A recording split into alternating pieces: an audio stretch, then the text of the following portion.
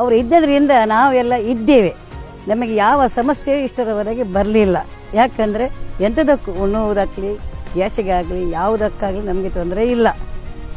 ಹಾಗೆ ಇನ್ನು ಮುಂದಕ್ಕೂ ಸಹ ಅವರೇ ಪ್ರಧಾನಿ ಆಗಬೇಕು, ನಮಗೆ ಯಾವ ತೊಂದರೆ ಸಹ ಇಲ್ಲ. ಇವತ್ತು ಮೋದಿ ಇದ್ದರಿಂದಲೇ ನಾವಿದ್ದೇವೆ, ಅಷ್ಟೊಂದು ಹೇಳ್ತೇನೆ.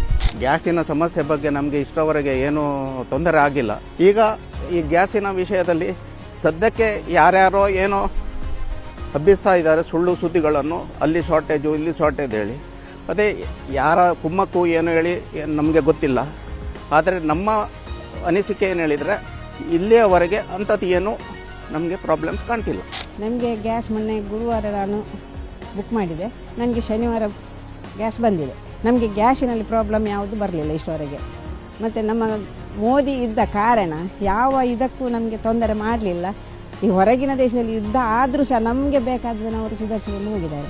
ಅವರಿಗೆ ಕೋಟಿ ಕೋಟಿ ನಮಸ್ಕಾರಗಳನ್ನು ನಾನು ಅವರಿಗೆ ಹೇಳ್ತಾ ಇರ್ತೇನೆ. It feels normal, like LPG cylinders we get every day. Like if we have any, like if we book, they do come on time. I'm really proud of the Indian government right now, really proud of Narendra Modi, because he has handled the situation perfectly, like very perfectly. And I hope that this will continue with the government right now. Not only that, but I hope ki jo bhi abhi ho raha hai, he'll continue to do that. Really hands off to Narendra Modi. ನಮಗೇನು ಗ್ಯಾಸ್ಗೆ ಸಮಸ್ಯೆ ಇಲ್ಲ. ಮೊನ್ನೆ book ಮಾಡುವಾಗ ನಮಗೆ ನಿನ್ನೆ ಬಂದಿದೆ, ಅದೇನು ಪ್ರಾಬ್ಲಮ್ ಇಲ್ಲ ನಮಗೆ. ಗ್ಯಾಸ್ ಅಂತ ಎಂಥ ಸಮಸ್ಯೆ ಇಲ್ಲ. ನರೇಂದ್ರ ಮೋದಿ ಅದು ಕೋಆಪ್ರೇಟ್ ಆಗ್ತಾ ಇದೆ. ಅವರು ಎಂತೆಲ್ಲ ಪ್ರಾಬ್ಲಮ್ಸ್ ಆಗಿದೆ ಅವರು ನೋಡ್ತಾರೆ ಸರಿಯಾಗಿ.